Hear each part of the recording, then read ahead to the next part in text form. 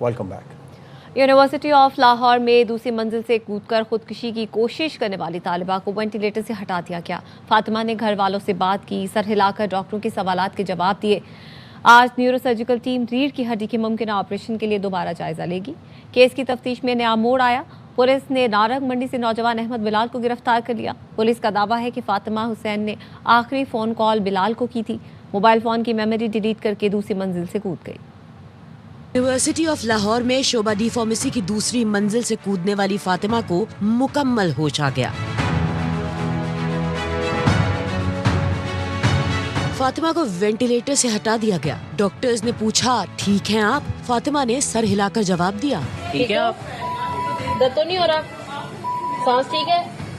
चलो ठीक हो गया। चलो वेरी गुड। हाथ उठाकर भी सवालों के जवाब देती रही। डॉक्टर्स ने हाथ नीचे रखने और आराम का मशवरा दिया। ज्यादा हिलना नहीं है, ठीक है? ज्यादा हिलोगे तो ज्यादा दर्द होगी। बाजू नीचे कर लो बेटा, अपने नीचे कर लो, हाथ नीचे कर लो। फातिमा ने घर वालों से भी बात की। ऑक्सीजन सपोर्ट जारी है, लेकिन अब वो खुद सांस ले रही है। फातिमा की टांगों की सर्जरी की गई है। रीढ़ की हड्डी की मुमकिना सर्जरी के लिए न्यूरोसर्जिकल टीम आज दोबारा जायजा लेगी। फातिमा ने आखिर छलांग लगाई क्यों? इस सारे मामले की तफ्तीश भी आगे बढ़ रही है। केस में टर्निंग पॉइंट उस वक्त आया जब पुलिस ने नारंग मंडी से एक लड़के अहमद बिलाल को हिरासत में लिया। पुलिस ने दावा किया फातिमा ने आखिरी कॉल बिलाल को की, आधा घंटा बाद की, मेमोरी डिलीट की और दूसरी मंजिल से कूद गई। अंदर हमें ये लगता है ये कोई घरेलू परेशानी हो सकती है, ये कोई और मामला हो सकता है। पुलिस का कहना है फातिमा अहमद बिलाल को पसंद करती थी। घर वाले शादी पर तैयार न थे। घर वालों का मौक़िफ़ था कि पहले पढ़ाई मुकम्मल कर। 18 दिन पहले ही इसी यूनिवर्सिटी के इसी शोबे डी फार्मेसी के तालिब इल्म अवैस सुल्तान ने चौथी मंजिल से कूदकर खुदकुशी की थी। यूनिवर्सिटी की जानिब से वाक़ये की रिपोर्ट अभी तक जारी नहीं की गई। पीटीआई टीटीपी को दहशतगर्द जमात कहने से गुरेज कर रही है। कोई समझता है टीटीपी सफ़ों में मुहिब्बे वतन पाकिस्तानी भी हैं, तो इनको क्या कहेंगे? वज़ीर दिफ़ा ख्वाजा आसिफ का ट्वीट, कहा कि टीटीपी का फितना हमारे शहीद जवानों की मैयतों की भी बेहुरमती करता रहा है। कारगिल की लड़ाई में हमारे जवान दुश्मन लड़ते हुए शहीद हुए थे। हमारे शोहदा की मैयतें दुश्मन ने फौजी एजाज़ के साथ वापस की थीं। ये वाज़े तौर पर टीटीपी को दहशतगर्द कहने को तैयार नहीं। ये कौन लोग हैं जो अपने इक़्तिदार और पार्टी मफाद को वतन पर तरजीह दे रहे हैं? पाकिस्तानियों के 100 इख्तलाफात हों, दोस्त दुश्मन मुश्तरक हैं और मुश्तरक रहेंगे।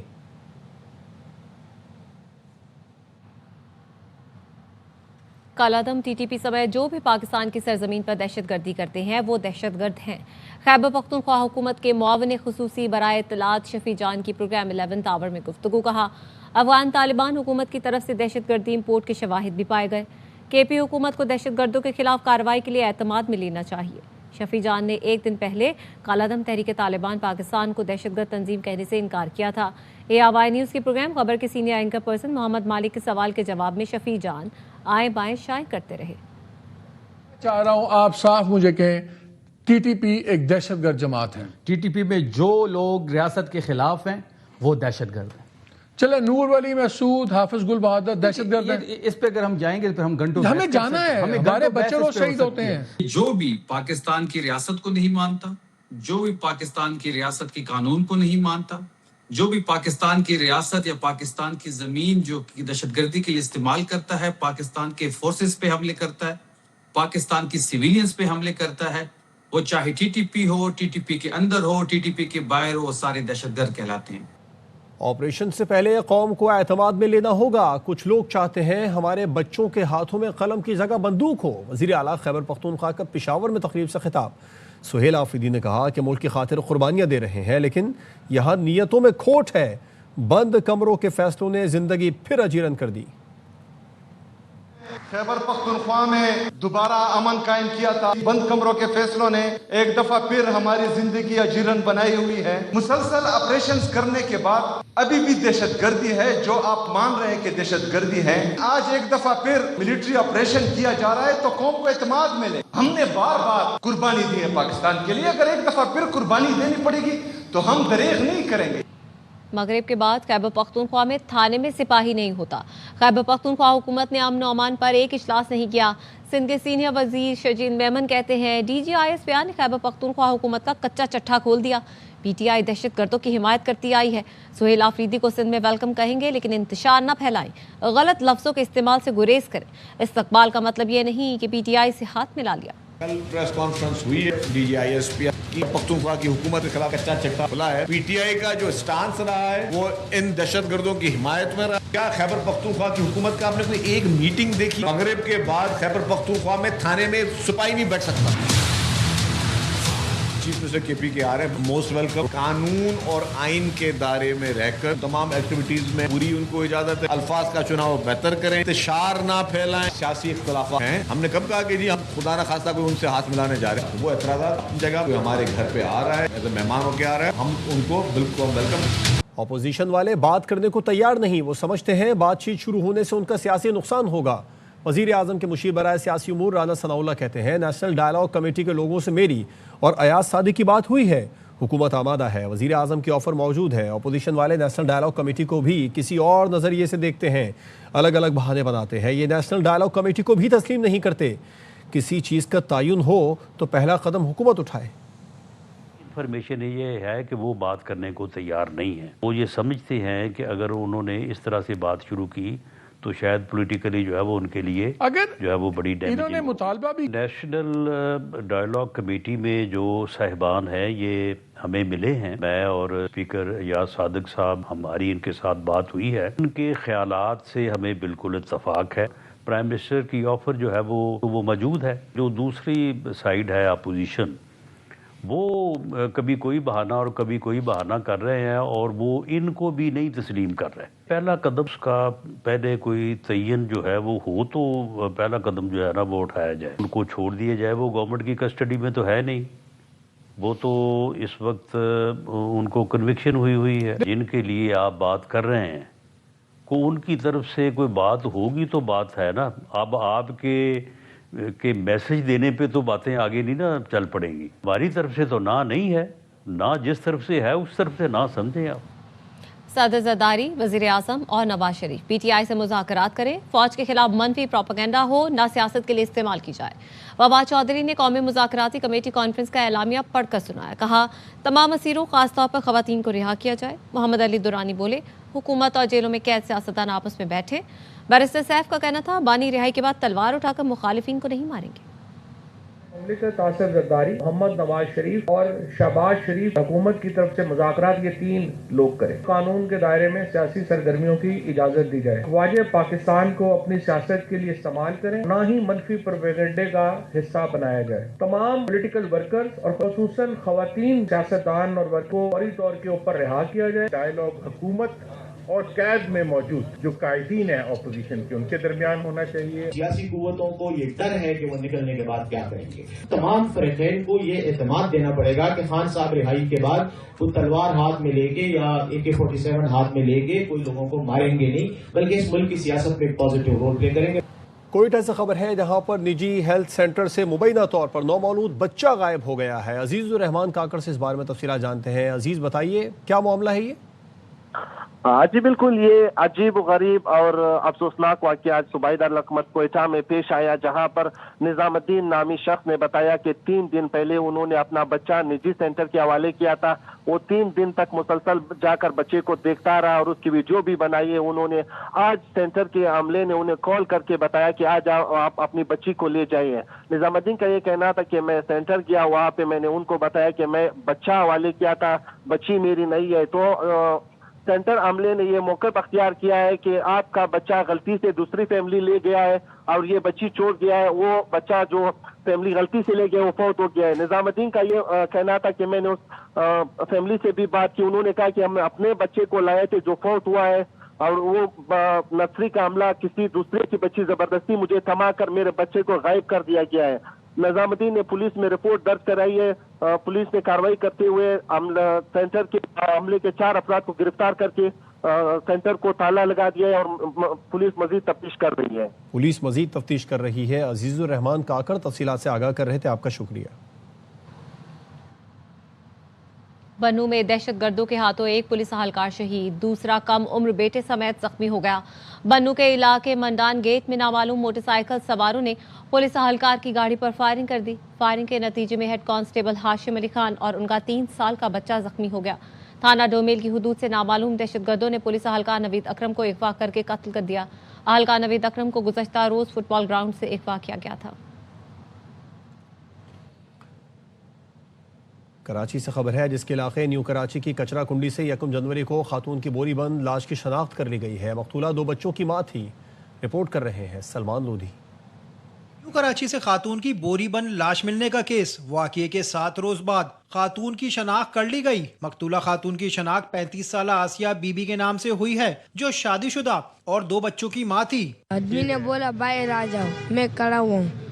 अम्मी जब गई तब तक गई, अभी तक नहीं आई थी। वो लंगर पे जाता था, आइब गोड में लंगर पे हमारा घर वाला जाता था उधर काने लेने जा रहा था। उसे फिर धमकी भी दिया, हमारे साथ दोस्ती नहीं करेगा तो आप जो है ना जबरदस्ती उठा के ले जाऊंगा। पुलिस के मुताबिक मकतूला खातून के शौहर ने कत्ल के शोबे में कुछ नामजद मुल्जिमान के खिलाफ मुकदमा दर्ज करवाया है, जिनकी गिरफ्तारी के लिए छापे मारे जा रहे हैं। कैमरामैन नदीम रशीद के साथ सलमान लोधी, ARY न्यूज कराची। अमरीकी सेक्रेटरी खारजा ने वेनेजुएला में अबूरी हुकाम के साथ तेल मुआहिदे की तफसीलात बता दी। मार्को रूबियो का कहना था कि वेनेजुएला से 30 से 50 मिलियन बैरल तेल वसूल करने के बाद मार्केट रेट पर बचेंगे। सेनेट अरकान को ब्रीफिंग के बाद मीडिया से गुफ्तगू में बोले, वेनेजुएला में पहला कदम इस्तेहकाम, दूसरा बहाली और तीसरा मरहला तब्दीली का होगा। Between 30 and 50 million barrels of oil. We're going to sell it in the marketplace at market rates, not at the discounts Venezuela was getting. That money will then be handled in such a way that we will control how it is dispersed in a way that benefits the Venezuelan people, not corruption, not the regime. So the second phase will be a phase that we call recovery, and that is ensuring that American, Western, and other companies have access to the Venezuelan market in a way that's fair. Also, at the same time, begin to create the process of reconciliation nationally within Venezuela. And then the third phase, of course, will be one of transition. America ने 2 तेल बरदार बहरी जहाज कब्जे में ले लिए। अमेरिकी यूरोपीय कमांड ने रूसी झंडा बरदार जहाज 1 कब्जे में लेने की तस्दीक कर दी है। हुकाम के मुताबिक जहाज को अमेरिकी पाबंदियों के खिलाफ वर्जी पर शुमाली अटलांटिक में जब्त किया गया। रूस ने जहाज को अमेरिकी कार्रवाई से बचाने के लिए बहरी जंगी जहाज और आबदोज भी रवाना की थी। दूसरी जानिब अमेरिकी सदरन कमांड ने एक और तेल बरदार जहाज MT सोफिया को तहवील में लेने का ऐलान किया। हुकाम के मुताबिक ये डार्क फ्लीट टैंकर बैनुल-अक़वामी पानियों में बगैर किसी मज़ाहमत के काबू में आया। रूसी वज़ीर ख़ारजा ने ऑयल टैंकर पर मौजूद रूसी शहरी वापस करने का कह दिया। बानी PTR और उनकी अहलिया बुशा बीबी की अडयाला जेल में मुलाकात। ज़राए का कहना है कि जेल के कॉन्फ्रेंस रूम में 45 मिनट की मुलाकात करवाई गई। गुज़श्ता हफ्ते भी बानी PTI और अहलिया बुशा बीबी की मुलाकात करवाई गई थी। ज़राए ने बताया दोनों की मुलाकात जेल कवानीन के मुताबिक करवाई जाती है। शहबाज गिल को सोने का लोटा चुराने पर निकाला गया। शेर अफजल मरवत का दावा। साबिक PTI रहनुमा ने कहा कि तोशाखाना केस में ये बातें आती थीं कि किसने क्या क्या तोहफे लिए। फहरिस्त में लिखा था सोने का लोटा बुशरा बीबी के नाम पर जारी हुआ और शहबाज गिल ने वसूल किया था। शहबाज गिल ने बानी के 2 मोबाइल चोरी करके फैज हमीद को पहुंचाए। शहबाज गिल ने सोने का लोटा वापस करने के बजाय एक ताजिर को बेच दिया। जब ये केस चल रहा था, एक सोने का लोटा जो था बुश बीबी के नाम पे जारी हुआ था, रिसीव किया था शहबाज गिल ने। बाद में जब शहबाज गिल ने खान के 2 मोबाइल फोन चोरी किए और फैज हमीद को पहुंचाए, इसके खिलाफ इंक्वायरी शुरू हुई। इंक्वायरी में फिर पता चला कि वो लोटा भी इसने चोरी किया था। वो लोटा कभी भी बुश बीबी तक नहीं पहुंच सका। शहबाज गिल ने बेचा एक बहुत बड़े पेट्रोल पंप नेटवर्क का मालिक। बाद में पता चला तो खान ने उसको फरे थी कर दिया ना, हट जाओ, दफा हो जाओ, तो उसको फिर निकाल दिया था ना। सखर और लाड़काना में डाकों के खिलाफ ग्रैंड ऑपरेशन की मंजूरी। वजीर दाखिला सिंध ज़ियाउल हसन लंजार की सखर में बड़ी बैठक। IG सिंध पुलिस दोनों रीजन के पुलिस अफसरान को अहम टास्क सौंप दिया। ज़िया लंजार कहते हैं सिंध में डाकों के खिलाफ बड़े ऑपरेशन की तरफ जा रहे हैं। कश्मीर और घोटकी हमारा फोकस होगा, किसी को नहीं छोड़ेंगे। हथियार डालने वालों को एक मौका दिया जाएगा। सिंध पुलिस के साथ रेंजर्स है, ऑपरेशन में फौज की जरूरत नहीं। कश्मीर और घोटकी को फोकस करें ताकि वहाँ पर डाकुओं की आमाज गाएं, उनको हिट करें। कतई मैसिव ऑपरेशन की तरफ जा रहे हैं। नामी गिरामी यहाँ पर डाकू जो आपके सोशल मीडिया पर भी नजर आ रहे होते हैं, उनके खिलाफ कार्रवाई करेंगे। किसी को भी स्पेयर नहीं करेंगे। जो सरेंडर करेंगे before court of law chance देंगे। 100% पुलिस कैपेबल है, रेंजर्स साथ है, फौज की कोई जरूरत नहीं पड़ेगी। कराची को 84 अरब 79 करोड़ का पैकेज देना चाहता हूँ। ख्वाहिश है FWO के साथ शराकत दारी कायम करके तरक्याती मनसूबे शुरू करें। वज़ीर आला सिंध मुराद अली शाह की फ्रंटियर वर्क्स ऑर्गेनाइजेशन के वफ़द से मुलाकात में गुफ्तगू। कहा कराची की तरक्की आलमी मयार की होनी चाहिए। एयरपोर्ट से स्टार गेट की जानिब फ्लाईओवर बनाया जाएगा ताकि शार फैसल पर रसाई आसान हो सके। सोहराब गोट के करीब शदीद ट्रैफिक का दबाव रहता है, वहाँ भी फ्लाईओवर की तामीर का मंसूबा है जिसके बाद ट्रैफिक का दबाव ख़त्म हो जाएगा।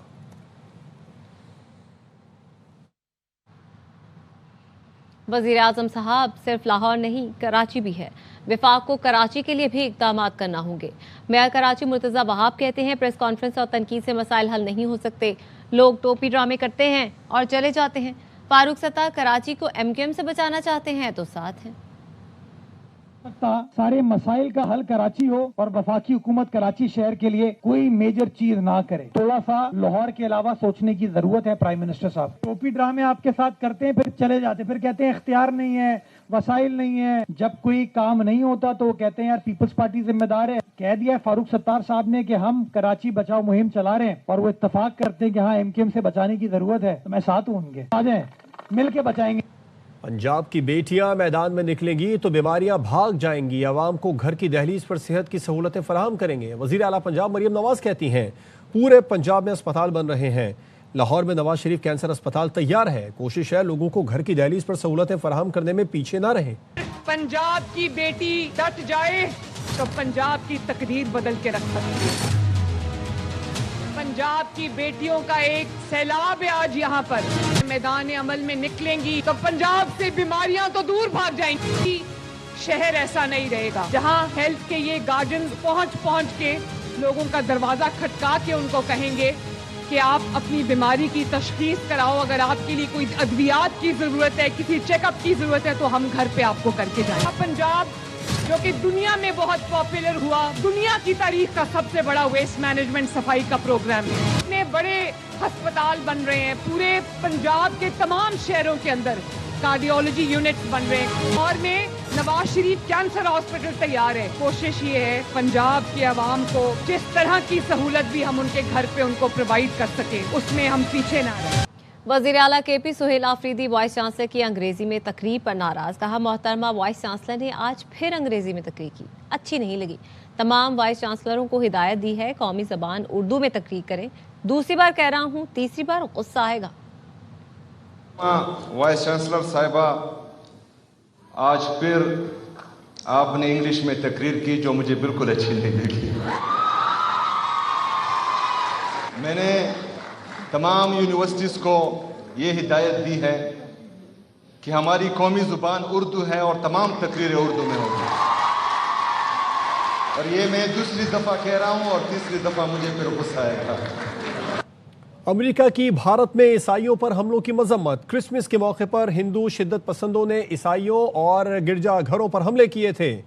क्या अमेरिका क्रिसमस के मौके पर ईसाइयों पर हमलों की मजम्मत करता है? ARY न्यूज़ ने सवाल किया और तर्जुमान अमरीकी महकमा खारजा ने कहा अमेरिका मसीहियों के खिलाफ होने वाले हमलों की मजम्मत करता है। Bureau chief Washington DC Jahanzeb Ali से मजीद तफसीलात जानते हैं। जहाज़ेब, मजीद क्या कहा तर्जुमान अमरीकी महकमा खारजा ने? जी, जैसे कि आपको याद होगा कि क्रिसमस के मौके पर हिंदू शिद्दत पसंदों ने गिरजाघरों पर और इंडिया में रहने वाले मसीहों पर जो है हमले किए थे। इसी हवाले से जो है आज हमने ARY न्यूज़ ने जो सवाल भिजवाया अमरीकी महकमा खारजा को कि इस मामले को अमरीका कैसा देख रहा है। तो उस पर अमरीका ने भारत में ईसाइयों पर हमलों की शदीद मजम्मत की और तर्जुमान अमरीकी महकमा खारजा टॉमी पिगर्ट के मुताबिक क्रिसमस के मौके पर हिंदू शिद्दत पसंदों ने जो हमले किए हैं उसकी अमरीका शदीद और सादे मजम्मत करता है। अमरीकी महकमा खारजा के तर्जुमान ने कहा कि अमरीका मसीहियों के खिलाफ होने वाले हमलों और अहले ईमान के खिलाफ किसी भी किस्म के तशद्दुद की सख्त मजम्मत करता है। उससे ये भी कहा महकमा खारजा ने कि इस वक्त अमरीका हर मुल्क में मजहबी आज़ादी की सूरत हाल पर मुसलसल नजर रखे हुए है। आपको ये याद दिलाता चलूँ कि अमरीकी कमीशन बराए मजहबी आज़ादी पिछले 3 साल से अमरीकी महकमा खारजा पर जोर दे रहा है कि अक़लियतों के खिलाफ तशद्दुद पर भारत को तशवीशनाक ममालिक की फहरिस्त में शामिल किया जाए। तो दूसरा सवाल ARY की जानिब से किया गया कि क्या इन हमलों के बाद अमरीका भारत को तशवीशनाक ममालिक जो PPC कंट्रीज कहा जाता है उनकी लिस्ट में शामिल करेगा।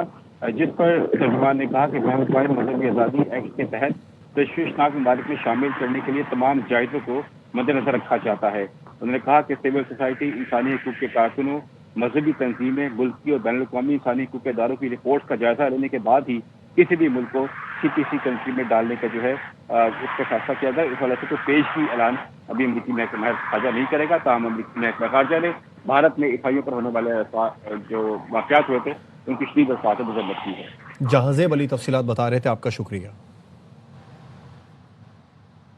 बांग्लादेशी बोर्ड ने भारतीय मीडिया के झूठ का पोल खोल दिया। गोदी मीडिया ने दावा किया बांग्लादेश को वर्ल्ड कप भारत में खेलना पड़ेगा। बांग्लादेशी बोर्ड सच सामने ले आया, बताया ICC ने ऐसा कोई अल्टीमेटम नहीं दिया, तहफ़्फ़ुज़ात दूर करने का यकीन दिलाया। डायरेक्टर BCB आसिफ अकबर कह चुके टीम भारत ना भेजने का फैसला हतमी है।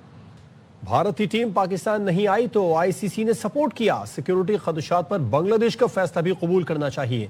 साबिक क्रिकेटर यासिर हमीद की प्रोग्राम 11th आवर में गुफ्तगू। कामरान अकमल ने कहा कि भारतीय हुकूमत नहीं चाहती हालात बेहतर हों, क्रिकेटर्स को ओछी हरकतों पर मजबूर किया जा रहा है। बांग्लादेश का भारत न जाने का फैसला बिल्कुल दुरुस्त है।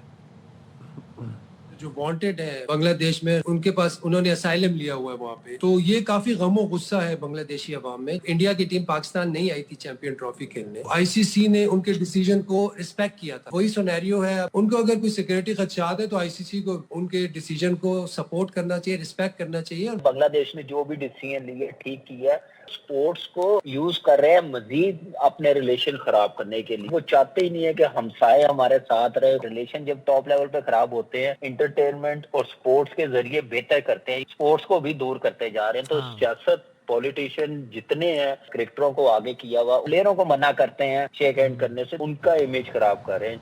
कौन होगा 2 नई टीमों का खरीदार? नीलामी के मैदान में 10 उम्मीदवार। PSL की नई टीमों की नीलामी आज इस्लामाबाद में टीमें शरीक होंगी। नीलामी शाम 4:15 बजे A स्पोर्ट्स बराह रास्त नशर करेगा। पाकिस्तान में थैलेसीमिया का शिकार लाखों बच्चों को हमेशा के लिए बीमारी से निजात दिलाने की खातिर कराची में पाकिस्तान का पहला जीन थेरेपी सेंटर कायम किया जाएगा। इस हवाले से लंदन में होने वाली मीटिंग का अहवाल बता रहे हैं फरीद कुरैशी। बरतानिया में खिदमत सरंजाम देने वाले पाकिस्तानी डॉक्टर्स और रिफाई इदारों ने कराची में पाकिस्तान का सबसे पहला जीन थेरापी सेंटर कायम करने का ऐलान किया है, जहां पर थैलासेमिया के मरीज बच्चों के जीन तब्दील करके उन्हें बीमारी से निजात दिलाई जाएगी। लंदन में मुनक्किदा मीटिंग के दौरान ARY न्यूज़ से गुफ्तगू में जफर खान MBE और डॉक्टर मोहम्मद असगर ने हुकूमत पाकिस्तान से अपील की कि जीन थेरापी को कानूनी हैसियत दी जाए। हमारी गवर्नमेंट से ये रिक्वेस्ट है कि आप जल्दी से जीन थेरापी जो है उसको आप लेजिस्लेशन करें, पास करें कौमी असम्बली से, ताकि हम पाकिस्तान में कानूनी तौर पे जो है ये काम कर सकें। अभी जो लाइसेंस है वो सिर्फ अभी सऊदीया के पास है और इटली के पास है और USA के पास है। बरतानिया में सबसे पहले जीन थेरापी का कामयाब ऑपरेशन करने वाले डॉक्टर शेर बहादुर अंजुम का कहना था कि कराची में बनने वाला सेंटर जनूबी एशिया का पहला जीन थेरापी सेंटर होगा। जो हमारी मीटिंग हुई, हमने डिसाइड किया कि जीन थेरापी कराची में बनेगी और मैं इसके लिए खुद पाकिस्तान जाऊंगा। डॉक्टर्स ने हुकूमत पाकिस्तान से मुतालबा किया कि शादी से पहले थैलासेमिया का टेस्ट लाजमी करार दिया जाए। Farid Qureshi, ARY news, London. Lahore की सर्द रातों में शहरी गर्मा गर्म फ्राइड बेसन वाली मछली खाकर खूब मौसम का मजा दुबारा कर रहे हैं। इस वक्त हमारे नुमाइंदे अहमर खोकर गवाल मंडी फूड स्ट्रीट में मौजूद हैं, उनसे बात करेंगे। अहमर, अपडेट कीजिए। बिल्कुल, सूबाई दारुल हुकूमत लाहौर में सर्दी की शिद्दत में तो है वो इजाफा ही देखने में आ रहा है, और इस ठिठुरती हुई सर्दी में लाहौरी जो है वो इस मौसम का मजा दुबारा करने के लिए मछली से जो है वो खूब लुत्फ़अंदोज़ होते हैं। तो हम एक ऐसे ही पॉइंट पर मौजूद हैं, लाहौर का अंदरून का इलाका ग्वाल मंडी का, जहाँ पर फ्राइड फिश और बेसन वाली मछली जो है वो खाई जा रही है। मंडी रातें लाहौर की हैं और ये ट्रेडिशन भी हमारी है कि हम आते हैं यहाँ पर मछली खाने के लिए। जब छोटे थे उस वक्त की ये मछली का ये चल रहा है। माशाल्लाह इनका टेस्ट जो है ना बहुत आला है, और मौसम में भी मज़ा देता है। इस मौसम में भी मज़ा देता है और बेहतरीन चीज़ मतलब के ये बनाते हैं। बिल्कुल जी, फ्राइड फिश और बेसन वाली फिश जो है, इन दोनों का कंट्रास्ट और इनके साथ स्पाइसी किस्म की जो है वो सॉसेज और लाहौर की सर्द रातें गर्म मछली इस मौसम का मज़ा और भी दुबारा कर रहे हैं। जी, न्यूज़ बुलेटिन से फिलहाल इतना ही। देखते रहिए ARY।